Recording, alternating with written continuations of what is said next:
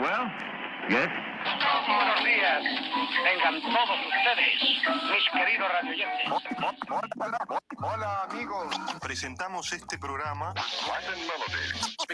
pero con sentimiento de la calle. In authentic Latin beat. For all of my people, Negroes and Latinos, and even the gringos. Pero si quieren saber un poco más de qué se trata, quédense unos minutos con nosotros.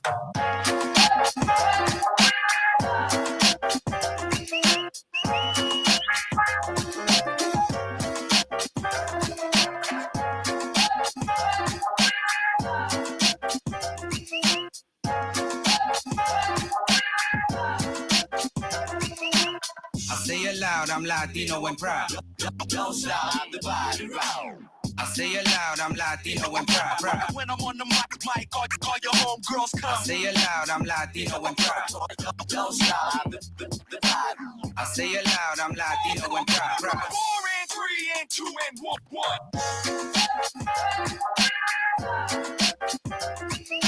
I say it loud, I'm Latino and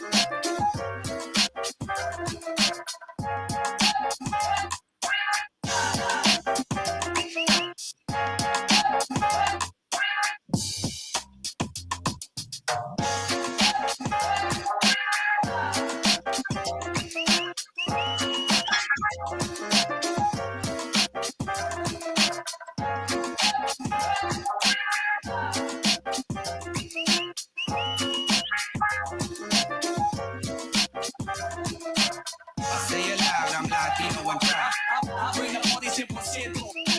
I say it loud, I'm Latino and proud. Don't stop the body round. I say it loud, I'm Latino and proud. When I'm on the mic, all your homegirls come. I say it loud, I'm Latino and proud. I got the technique to get the ladies out of their clothes.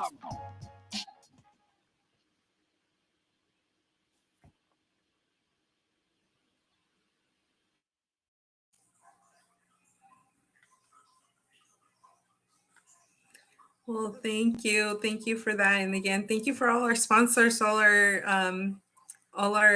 supporters and all of our partners. We really appreciate all of the support that we get to have this amazing Green Latinos National Winter Summit.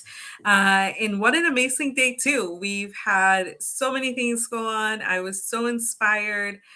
We had a conversation with Senator Lujan. We had a conversation with Secretary Deb Haaland of Department of Interior, and even a really inspiring conversation with Richard Moore, our environmental justice leader.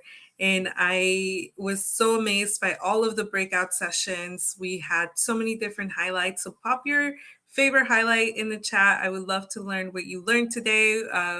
What was your favorite breakout session? Would love to hear from everybody there. I personally loved hearing a song by Karen, hearing from Representative Escobar and Senator Heinrich on equitable access to nature and doing a really fun arts activity with Olivia Juarez. So thank you all so much for joining us today. I'm going to go ahead and pass it to an amazing performer. Leah V is a New York-based performance poet, event host, workshop specialist, and curator rooted from the Bronx, New York. Leah's content offers a nostalgic reflection of her upbringing, as well as an exploration of New Yorican cultural identity and the vast emotional spectrum of a woman navigating her 20s. Following her 2-year stint as a resident poet for Inspired Word, she became an assistant producer, which is her current title.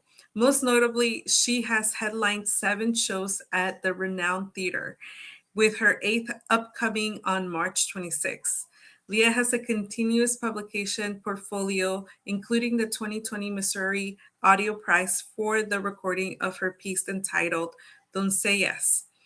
Her audiobook will be out this winter, and you can follow her everywhere at Leah V Speaks. So I'm going to go ahead and turn the stage to her. Thank you again for joining us, and thank you, Leah. Take it away.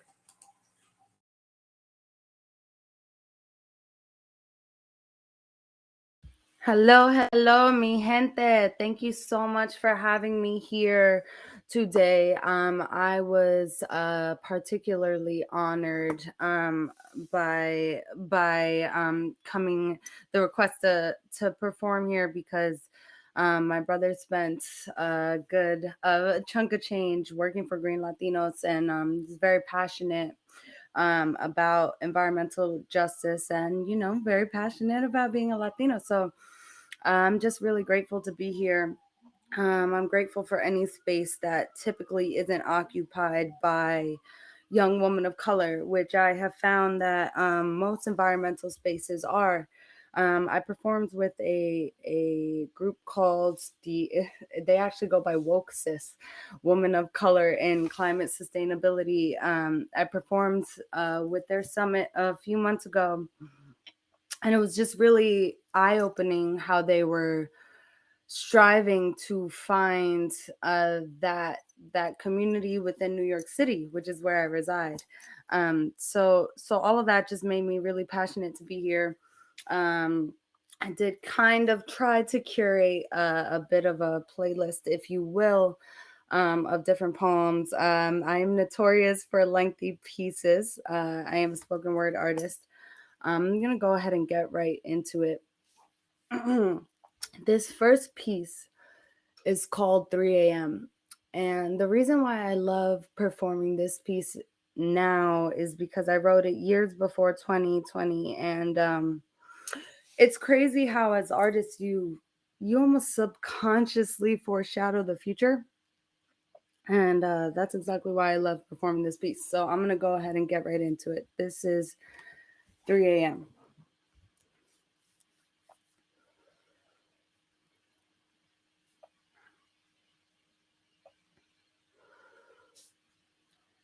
This cliche 3 a.m. artistry shit kills me.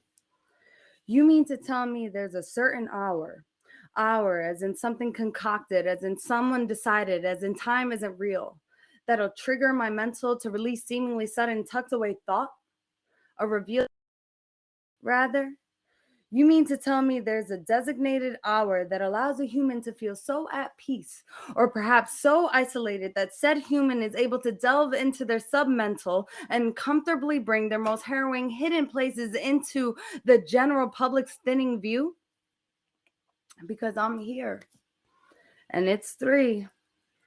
And let me tell you what I'm thinking. I'm thinking of lyrical deprivation. And I'm thinking of this blessed articulation. And I'm thinking of physical sensation driving conscious calibration. And I'm thinking of earth evil so real, we're nearly enamored with the historic significance. Shout out to our presidents. And I'm thinking phases of transition. And I'm thinking contemplation. And I'm over drinking my contemplation, overthinking my sinking affirmations. And I'm thinking the easy way out. Following elevated linguistic hopscotch, I'm thinking the easy way out. I'm thinking I'm blessed, I should bow out. I'm thinking this right here is the top of the sanctuary that is my ability to place permanence. And I'm thinking I'm not worth this. I'm thinking I've got infinite verses and eternal expression. Yes, I'm still questioning my very own purpose. And I'm thinking my pain stain never subsided and it nurtures my narcissism. And I'm thinking this vast vocabulary won't swoop in with a glimmering cape as me, the mortal, gapes. And I'm thinking I've released too much. I'm thinking as I leave, whenever it is that may be, I'm thinking 3 a.m. strangles me until I'm begging for body space deprivation and reincarnation. And I'm thinking I need to be touched. My Jesus is another flesh against mine. And I'm praying to whoever, whatever, she ever is responsible for your skin encompassing my useless figure. And I'm thinking there is no reason. There is no hour. There are pores and follicles and atoms enclosed onto that of another's, feeding of human withering. And I'm thinking, when I doubt my existence, I'm thinking I need to be touched. I'm thinking we need to be touched. Thank you. That was 3 a.m. obviously, I wrote that piece before the pandemic, and it's all about the need for physical sensation. Moving along on that journey here, me and my brother, who I spoke about, Julian, who used to work with Green Latinos, we lost my father to COVID in April of 2020 during the height of it in New York City. And I wrote this piece. This was the first piece I wrote after he died. It was written in June of 2020. I like to say die instead of pass, because in this situation, I think it is important to articulate the volatile nature of it. So excuse me for that, but I'm going to go ahead and get into this piece, which was written for a Black Lives Matter protest in the beginning of June, first week of June, after George Floyd was murdered.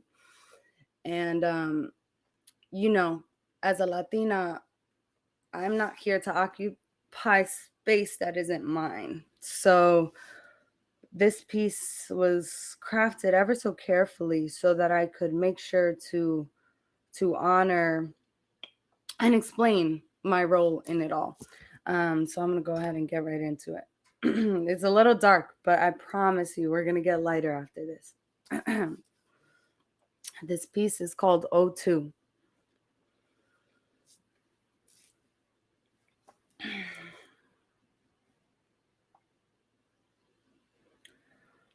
Let's talk about components. Let's talk about elements of this earth we encompass. Let's talk about universal understanding and universal activity and universal loss. Let's talk about breath. Let's talk about breath. Let's talk about the breath it takes for me to fuck up this writing block caused by refusal to accept the reality that is poppies who pass away, through, at the hands of others, at the hands of suffocation of all sorts. Let's talk about air. Let's talk about a refusal to exhale these words because ink provides an eternity that I am unprepared to accept. I mean, let's talk about breath. Let's talk about breath. Let's talk about the breath I need to get through, to push through, the truth of living amid the epicenter of a failed state. Let's spitball these words to the general public. Let's talk about the space needed between these words in order to receive the oxygen necessary to explain ourselves. So let's talk about breath.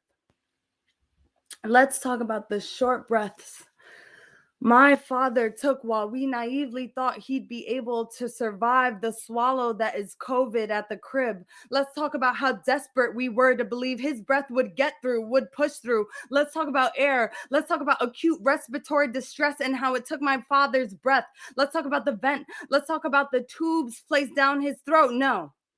Let's talk about the breath he took to speak to me 4 weeks prior to him being hooked onto an electronic source of the element that surrounds us. Let's spitball these words to the general public. Let's talk about the space needed between those words in order to repeat these words necessary to explain ourselves.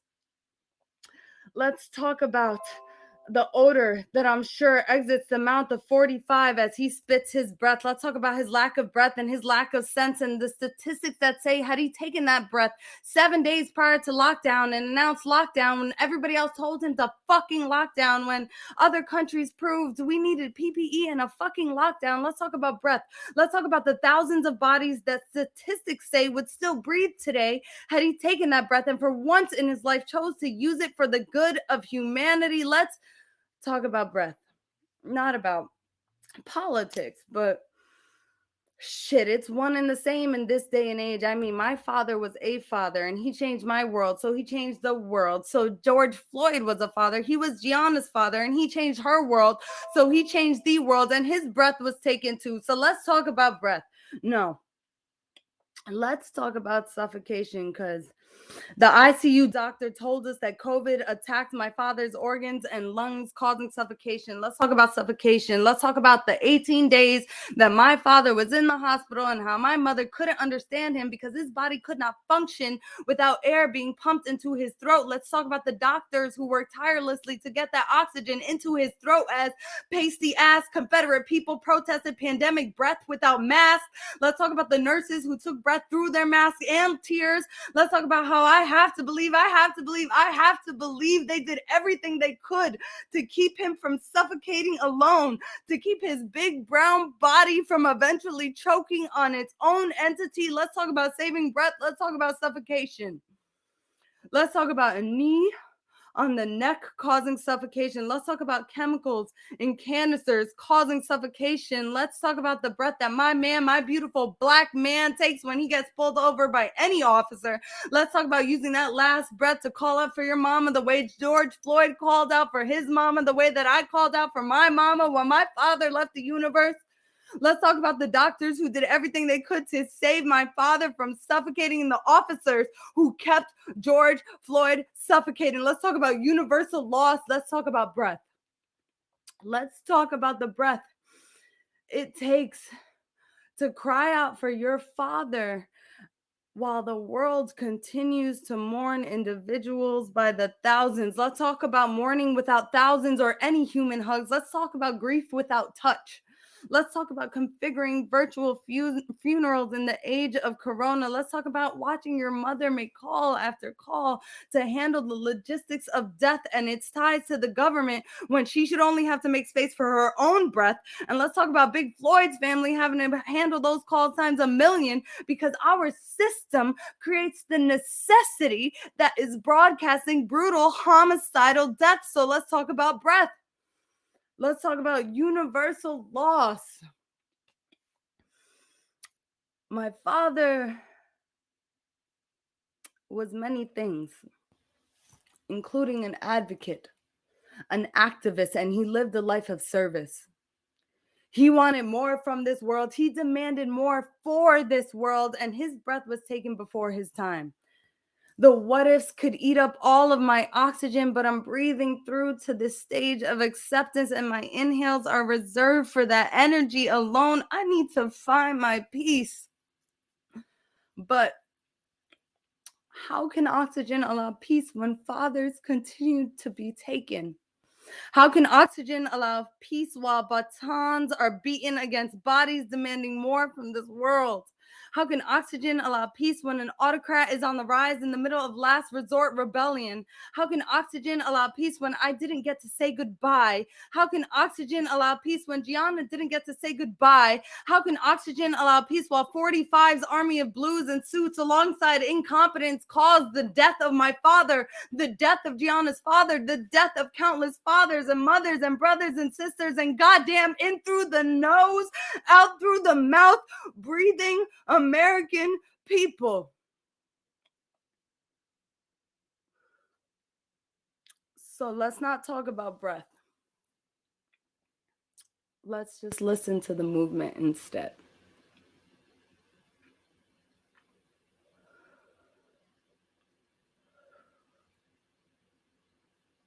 Thank you. Thank you. Virtual performances are always a trip. I've been performing live in front of people for so long. I'm not used to not hearing, even after doing virtual shows for a couple years, I'm not used to hearing the reactions, but I was crying, so I imagine some of you were crying. But we're gonna bring it up top, right? We're gonna bring it up top. I wanted to start down low so we could bring it up top. I was fortunate enough during COVID and during losing my father to have a partner who during the same time lost his only brother. I was fortunate enough to have him. And as sick as it may sound, I was fortunate enough to have him and also have his loss. This is another poem that was written right before the pandemic, but it foreshadows a little bit. So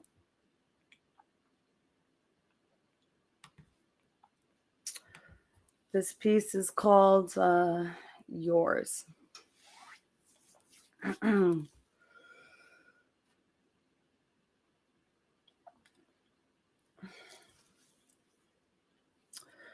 And then that alarm electrocutes me.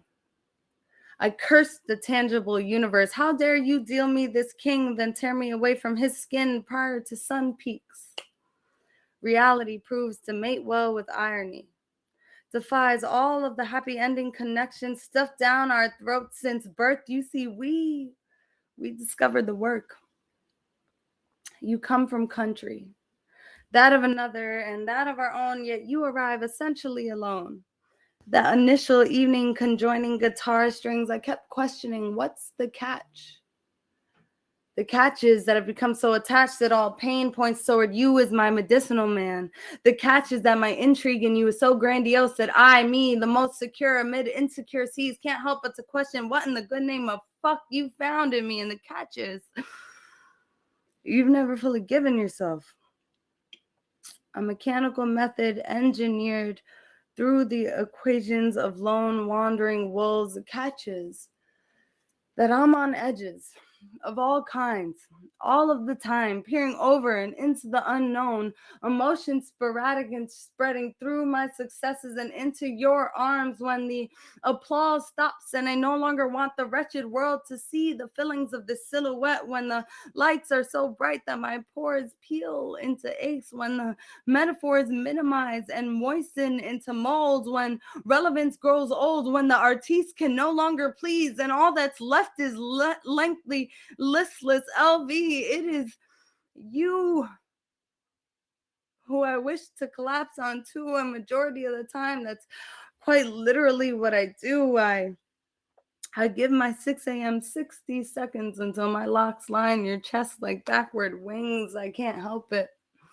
I'd rather run to work than miss out on your most majestic of movements, seemingly effortless, like those irises.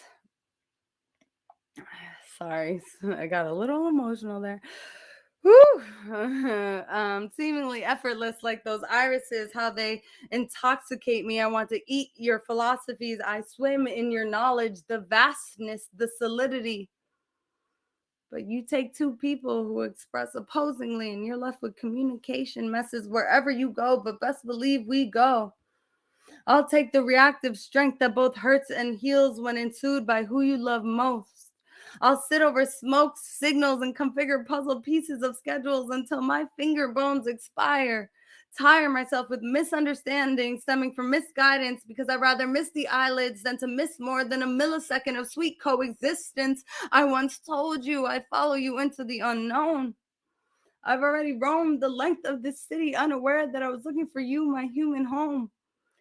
Picket fence as hand, windowsill as bone, plumbing as lung, all locked doors sealed shut and left to be undone. Knowing the risk, I still took the jump, or rather the slip. I wasn't granted a choice anyway. We happened to one another. And now we muster muscles for what won't allow growth. I sweat through the work, but we glow. I welcome inevitable pain. I will it.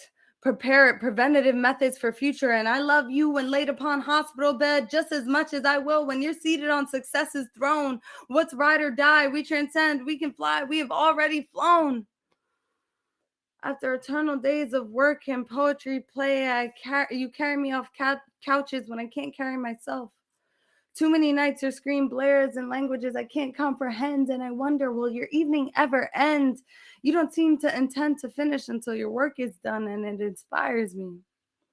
I'm fully prepared to proceed in rolling up sleeves, letting the dirt particles build up under my fingernails as we create singular space among unforgiving digital spaces that aren't kind to those of us who prioritize togetherness. The rainbows have left, but the butterflies remain. And perhaps persistence isn't so painful after all. I mean, music brought us together and the notes proceed to play. I do hope the sheets of chords never dwindle. I pray the bass line perpetuates even when it's too loud. I hope the horns don't lack breath. I hope the keys never stiffen. I hope to be yours, only yours, until the sound stops. And maybe even after that too. I'll work and I'll rise, and you'll work and you'll rise, and we'll work and we'll rise, and best believe we go. Let the wretched world take note of this flow that we own, of this flow that I told, that I know, that you know, only we know. At the end of it all, we are inexplicable, always into the exhausted other end and onto the unknown, and maybe even after that too. Thank you. Sorry about my little stop there, but I am but a vessel. I have a couple more for you all here. This piece was wrote. I have a poetic license, so my grammar mishaps are allowed. This piece was written at the end of 2020. Now I was trying to reflect. That was like the year I lost my father. I was trying to figure out how to create something positive, and I haven't been able to do that for this year yet, but I wrote this beautiful one for last year. So I have this one and then one more after that. This is just called 2020 Reflection.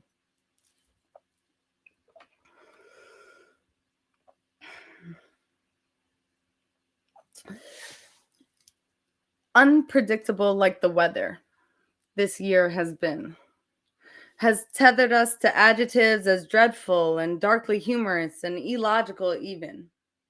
Perhaps illogical isn't the most appropriate term when metaphorically mentioning weather. After all, we are surrounded by affirming climate activists, so weather is clearly no accident, but I digress. Our storm, this viral storm, this shit storm has yet to be weathered because we continue to have to brace our backs and our forwards against and toward the downward governmental disintegration of nationally inflicted ruin. There's a lot more to be fixed before we dismiss the awful weather that is ever rising human error. Although in many social digital spaces, painted faces claim that life is still but a dream, posting obscene scenes of palm trees and seas as though we're not all living amid the same mass of infectious disease, or perhaps they're repressing through consumed Z's needed to survive the reality of this time. I once heard that the earth doesn't stop spinning for anyone. It continues to circulate, as does my mind. It continues to circulate around my spine, around the sense of time that claims that my patriarchal creator is no longer with us. Physically, that is. How am I supposed to grasp the holy fucking cliche fact that life truly does go on against your will? I simply have not arrived at the end location yet. My breath is continuing to still find a safe pace, and I have to take it minute by minute, not day by day, but allow me to grant you and myself some sunshine amid this shitstorm. Enough of this cliche 3 a.m. artistry bullshit. My man's brother passed 2 months after my father. Rest in peace, Marcus. But nothing makes you more sure of your partner than how you practice grief alongside one another, smack dab in the middle of a rampant pandemic. The assurance that I have found along his side has blossomed into the highest of emotional intelligence. We have become a piece of peace, an enveloped configuration of the known phrase, if you can make it here, you can make it anywhere, and we're making it, baby. We're making it the same way my mother has made Christmas trees of peacock ribbons, rainbow tributes compiled of baby rocks and colors quoted against fabric.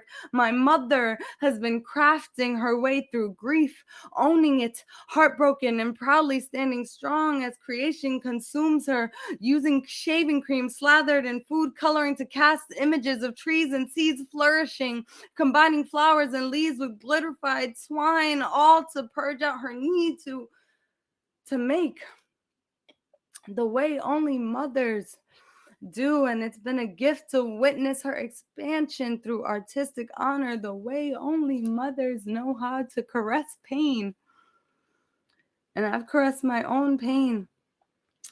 Heard virtual voices, long wavelengths, heartaches melded unto that of others across the nation, beyond borders, time zones twisted into one virtual evening. We've moved and we've grooved, unblocked the altering locks of our greatest therapy hour, written, sweetly spoken energy, and I've improved my own life.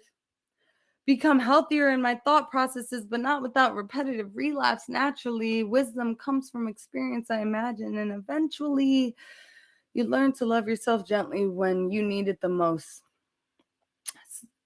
I've gigged up and down across protests and screen machines, and I've recorded my trauma with much more to come, oozed out ideas for my future, self-absorbed, projected projects of poetry and playful release, necessary, playful, perhaps painful release. I used to screech through speakers, hey, bad for the heart, good for the art, right? Man, if I knew then what I know now. And despite the all-knowing conclusion concluded at the end of this lap around the sun, the fact that human nature will always lack natural compassion, still, I've managed to find the passion in the fractions of my communities, in the people in front, alongside, and behind me. I am blessed beyond belief. The only way to survive this time is people. People need people, and we're fortunate to share these technologicals, even with Big Brother watching us and all. Otherwise, I don't think I'd have made it this year. And as we all know, a lot of us didn't. People need people. I made it this year because I have people. I hear people. I feel people. I love, and I love people through the distance, through the virtual voices, through the past and present pain. So come, find me after the storm. My dearest fellow 2020 shitstorm trekking traveler. Keep yourself covered and meet me at Grand Central under the backwards constellations. I'll see you there. Heartbroken, yet hopeful. Next year.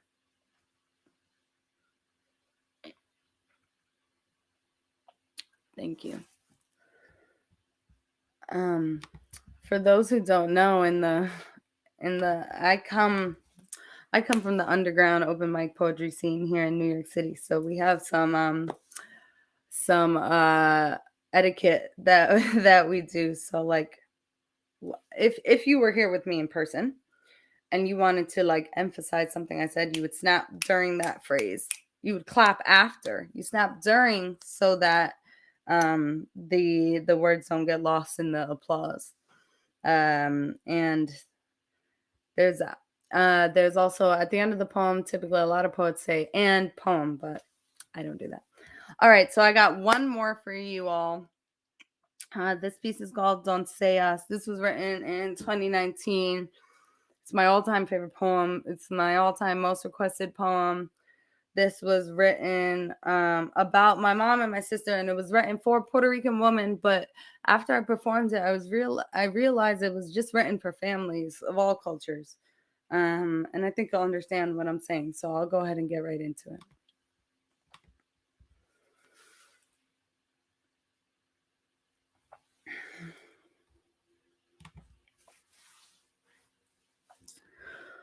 All of the maids in Manhattan, Siamese twinned together and robotically moving in unison, doncellas like rockets kicking dust and dead socks up. All of those merry maids on the move, ducking and weaving through recently renovated linoleums. All those thick tongues so they stay silent unless they're back on the block ladies, the ones in plain sight who hide from ridiculous rights. All them, fuck a Mr. Cleaner, this be Miss Conspicuous, spotless goddess, those warriors never stamped who hardly stand a chance, the women sealed in sacrifice in order to well round our existence. I swear only they compare.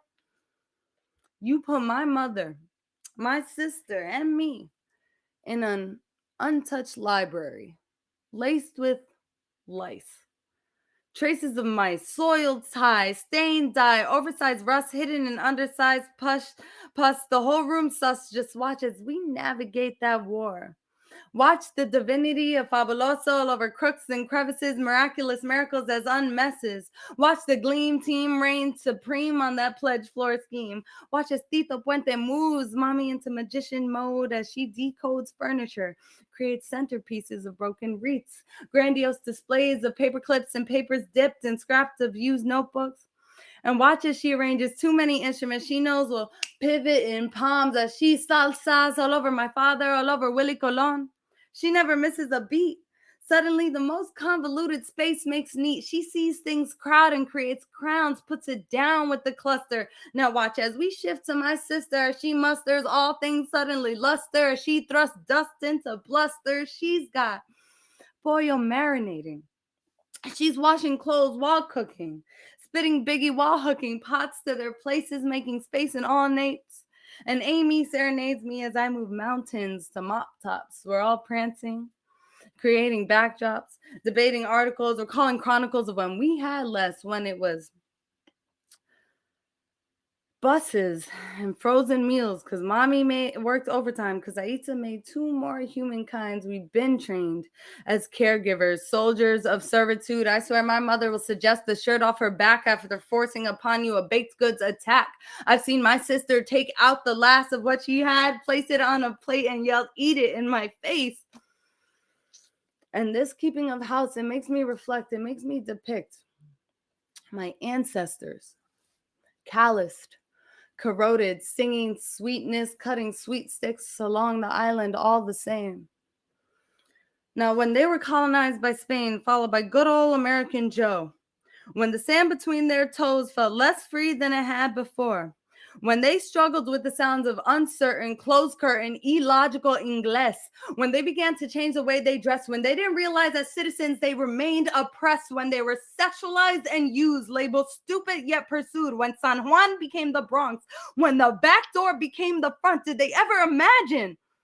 Did they ever think it could be our floors we scrubbed, our very own tiles rubbed, rubbing past the falsified foreign identity of Mrs. Liberty wearing Uggs past that D train toward us? We hold magic. Anything you can do, we can do bleeding. Anything you can do, we can do beating eggs for entire elaborate guest lists of our own meetings. In nuestra familia, the patriarchy moves aside that wage gap and cares for us even when we can't move aside our pride to ask. My father worships the woman he wed. They act as a unit so fluid that I've learned to not tell one without expecting the other to adjust the cover with me directly. The roles we hold reek of respect. We never neglect the needs of one another because we know we're stronger together than alone. And fighting white America as a whole been the goal. Since 18, we took it to the polls. And we took it to the other polls. The ones that hold palms as you walk upstairs. Mira, Leah, don't forget that spot over there. My mother reminds me. We've been cleaning. It's in our blood to scrub. They call me a spick and I scrub that. Compared me to Sofia Vergara and I scrub that. Listen, my tongue contains multitudes. My linguistic skill is overused. I does that. Gonzalez woman hit you with the English, Spanish, Spanglish, Latin root, all while hovering over hot food. We bounce back, we cater, we carry, we clean, we never concede, and we attack eloquently. So it's bless you, bless yourself, and let yourself out of that box before we break out. We got numbers. Largest growing population in New York City. So build your walls, and our Lysol disinfectant wipes will ruin by rubbing you off while we walk past collegiate aisles, all smiles and dedicated and educated to our people. But what do I know? I'm just a New Eurekan chick on all fours on the floor, answering my Saint Mother's call, not being able to recall the last time I got that corner of the hallway.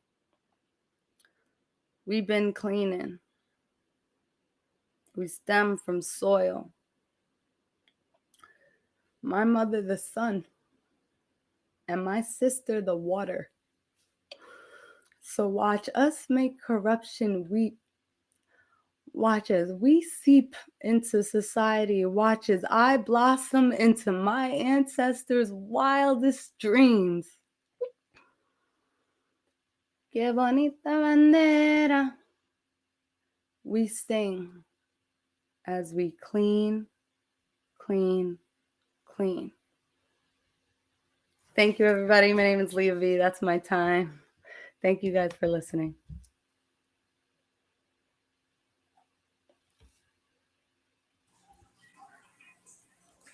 That was really amazing. Since not a lot of us can get on stage, I'm going to go ahead and clap for you here. I appreciate it. Thank you very much. It's a tough, really tough act to follow. How lucky are we to have you in this space to hit our hearts and souls? Thank you for those healing words. I really, really appreciate it. Thank you. And I mean, I just want to say thank you to everybody to you, Mariana, and for everybody within Green Latinos for doing what you all are doing. You know, I think it's a little bit more difficult of a path, a journey to find our way to that type of worldly activism and care. It's a long journey, so I'm just very grateful to be a part and to be present. So thank you very much. Yes, we are grateful to have you, and shout out to Julian as well. We're definitely grateful for his continued support throughout the years. But again, mil gracias. Es un honor. It was such an honor to share the space and continue forward together in comunidad. You're amazing. Thank you. If anybody wants to follow me, Leah V Speaks, I'm going to stick around for a little bit as well. Yes, definitely. If anybody wants to follow Leah V Speaks, and then we'll also drop your website on the chat as well, so that people can look at your website. And now we're gonna turn to a fun breakout session. We have an opportunity to kind of still be in comunidad. We have a fun game room and under sessions section, so please feel free to head in there. Rosie has a wonderful game session set up for everybody. And then also just remember, we have that amazing bingo. So feel free to still to look at that copy and get to know everybody, ask them those questions so that we can be in comunidad and try it out in that speed networking. So definitely take advantage of that, or just message people individually as well. And with that, we'll end here on stage, and I'll see you in the breakout session. Thanks, everyone.